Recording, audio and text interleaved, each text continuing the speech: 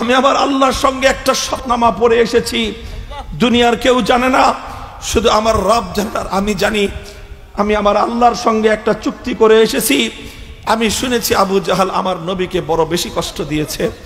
আমি শুনেছি আমার পয়গম্বর যখন বাইতুল্লাহর সামনে নামাজে দাঁড়িয়ে যেতেন, আবু জাহাল দুরাচার আমার নবীর গলায় গামছা পেঁচিয়ে নবীজিকে শ্বাসরুদ্ধ করে হত্যা করার পায়তারা করত। আমার নবী যখন সেজদায় লুটিয়ে পড়তেন, আবু জাহাল তার দালাল চামচাদেরকে দিয়ে উটের ভুঁড়ি এনে আমার নবীর মাথার উপর ফেলে দিত। বুখারী শরীফের হাদিসের কিতাব উল্টাও, বাবু গজওয়ায়ে বদরে যাও, ইমামে বুখারী রাহমাতুল্লাহি আলাইহি হাদিস বর্ণনা করেছেন হযরত আব্দুর রহমান ইবনে আউফ রাদিয়াল্লাহু তাআলা আনহু, আহাদুল আশারাতিল মুবাশশারা, জান্নাতের দুনিয়াতে থেকে জান্নাতের সুসংবাদ প্রাপ্ত 10 জনের একজন আব্দুর রহমান ইবনে আউফের বর্ণনা। তিনি বলেন, ইন্নী লাফিস সাফফি ইয়াওম বদরিন ইযা ইলতাফাততু আন ইয়ামিনি ওয়া আন শিমালি ফাইজা ফাতায়ানি আন ইয়ামিনি ওয়া আন শিমালি ফাকাআন্নী লাম আমান বিমাকানিহিমা। বলেন যে আমি যুদ্ধের সারিবদ্ধ কাতারে ছিলাম, সম্মুখের কাতারে, একটু পরেই শত্রুদের সঙ্গে মুখোমুখি লড়াই শুরু হবে। হঠাৎ আমি আমার ডান দিকে আর বাম দিকে তাকালাম, তাকিয়ে দেখি আমার ডানে এবং বামে দুদিকেই দুটো ছোট্ট বাচ্চা ছেলে, ফাতায়ানি হাদিসাস সিন্নি, বয়সে তরুণ দুটো বাচ্চা ছেলে আমার ডান দিকে আর বাম দিকে। ডানেও তরুণ একটা বাচ্চা ছেলে, বামেও তরুণ একটা বাচ্চা ছেলে। আব্দুর রহমান ইবনে আউফ বলেন, এটা দেখে ফাকাআন্নী লাম আমান বিমাকানিহিমা, আমি মনে মনে একটু ভয় পেয়ে গেলাম যে হায় হায়, যুদ্ধের ময়দানে যখন শত্রুর সঙ্গে আমি লড়াই করব, শত্রুপক্ষ আমার ডানে বামে দুজন দুর্বল মানুষ দেখে আমার উপর আঘাত করবে। আমি তাদের আঘাত প্রতিরোধ করতে হলে ডান দিক থেকে বাম দিক থেকে সহযোগিতার প্রয়োজন পড়বে। তখন এরা এই ছোট দুই পিচ্চি, এদের থেকে আমি কি সহযোগিতা পাবো? আব্দুর রহমান ইবনে আউফ বলেন যে আমি এটা নিয়ে ভাবতেছিলাম, 5-6 ভাবতেছিলাম যে কি করব, এখান থেকে আমার পজিশন চেঞ্জ করব কিনা, অন্য কোনো দিকে চলে যাব, সরে দাঁড়াবো না, কি করব। আমি এমন চিন্তা ভাবনার মধ্যেই ছিলাম। ইতিমধ্যে ইজ ক্বালা লি আহাদুহুমা সিররাম মিনাল আখার ইয়া আম্মি আরিনি আবা জাহলিন, ইতিমধ্যে এক পাশের বালক ছেলেটা আমাকে ডাক দিয়ে কানে কানে বলে, যেন অন্য কেউ শুনতে না পারে, হে চাচা, বয়সের দিক থেকে আমি অনেক মুরব্বী আর সে এতটাই ছোট, যেটা পরিভাষায় ছোটরা বড়দেরকে চাচা বলে সম্বোধন করে থাকে। বাচ্চা ছেলেটা, বালক ছেলেটা আমাকে চাচা বলে সম্বোধন করে বলল, আরিনি আবা জাহলিন, আবু জাহালকে একটু দেখায় দিতে পারবেন? ওর প্রশ্ন হলো, চাচা আবু জাহালকে একটু দেখায় দিতে পারবেন? ও আবু জাহালের নাম শুনছে কিন্তু কোনোদিন দেখে নাই, কয় আবু জাহালরা একটু দেখায় দেন। আব্দুর রহমান ইবনে আউফ বলেন, আমি জিজ্ঞাসা করলাম, ওয়ামা তাফআলু বিআবি জাহলিন, বাতিজা তুই পোলাপান মানুষ, তুই আবু জাহালরে দিয়ে করবি কি? তুই আবু জাহালকে দিয়ে কি করবি? আল্লাহু আকবার! সে যুগের বালকদের শপথনামা কেমন হতো? হে যুবক তরুণেরা শুনে রাখো, বাচ্চা বালক ছেলে বলতেছে, আহাতুল্লাহ আহাতুল্লাহ ইন রাআইতুহু আন আকতুলাহু আও আমুতা দুনাহু। আজ বাড়ি থেকে আসার সময় চাচা গো, আমি আমার আল্লাহর সঙ্গে একটা চুক্তি করে আসছি, আমি আমার আল্লাহর সঙ্গে একটা শপথনামা পড়ে এসেছি, দুনিয়ার কেউ জানে না, শুধু আমার রব জানে। আমি জানি আমি আমার আল্লাহর সঙ্গে একটা চুক্তি করে এসেছি। আমি শুনেছি আবু জাহাল আমার নবীকে বড় বেশি কষ্ট দিয়েছে।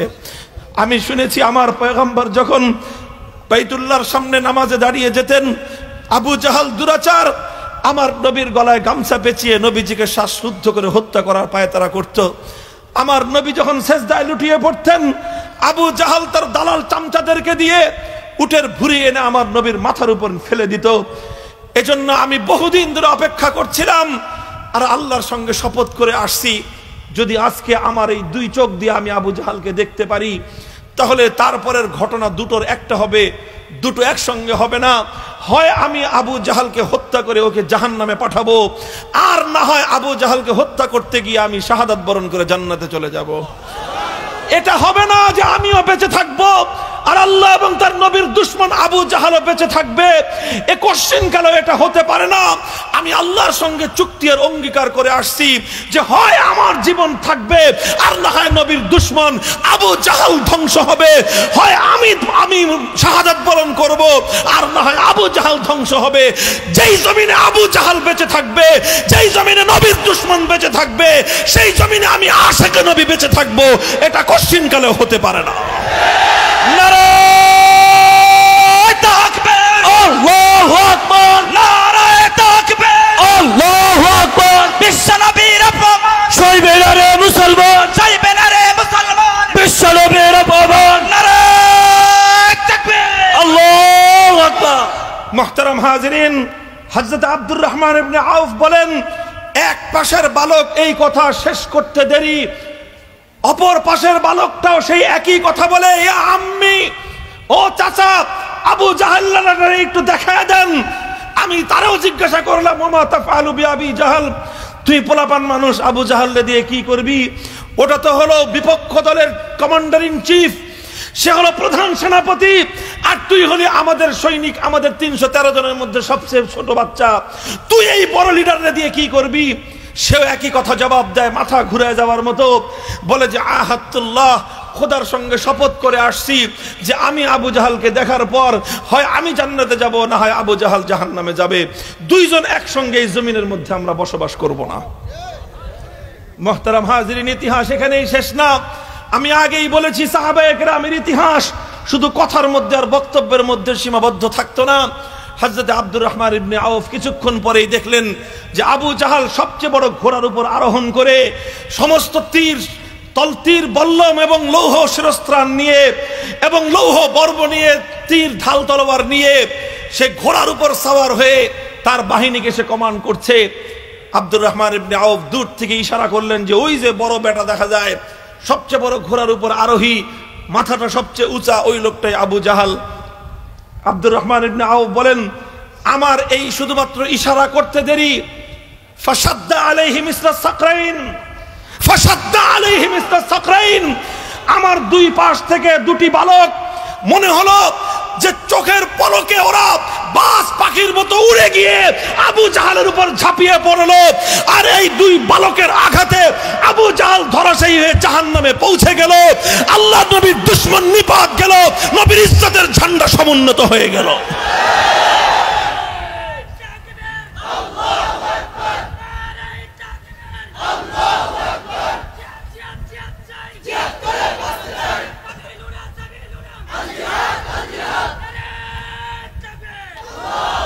ওয়াহুমা ইবনা আফরা, ওয়াহুমা ইবনা আফরা, বুখারীর হাদিসের বিবরণ। এই দুই গর্বিত সন্তান, উম্মতের এই হিরণ্ময় দুই হাতিয়ার, এদেরকে গর্ভে ধারণ করেছিলেন এক রত্ন গর্ভা মা, যে মায়ের নাম ইতিহাস সোনার অক্ষরে লিখেছে, তার নাম ছিল হযরতে আফরা রাদিয়াল্লাহু আনহা। তারা মায়ের পরিচয়ে পরিচিত ছিলেন। আউফ ইবনুল হারিস, মুআজ ইবনুল হারিস, মুআওয়াজ ইবনুল হারিস, বাপের নাম ছিল হারিস, কিন্তু তাদেরকে মায়ের নামেই ইতিহাস চিনে। এক মা হযরত আফরা রাদিয়াল্লাহু আনহা, ইতিহাস লেখে এই মা তার গর্ভে 7টি সন্তান জন্ম দিয়েছিলেন, আর 7 সন্তানকেই বদরের জিহাদের দিন আল্লাহর দ্বীনের ঝান্ডা সমুন্নত করবার জন্য, নবীর পাশে দাঁড়িয়ে আল্লাহর নবীর দ্বীনকে কায়েম করবার জন্য 7 সন্তানকে জিহাদের ময়দানে পাঠিয়ে দিয়েছিলেন।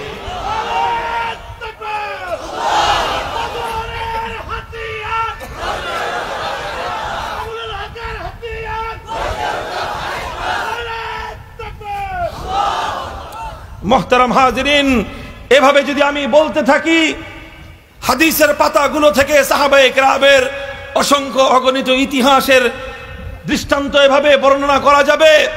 সাহাবায়ে কেরাম আল্লাহর পয়গম্বরকে এভাবেই মুহাব্বত করতেন।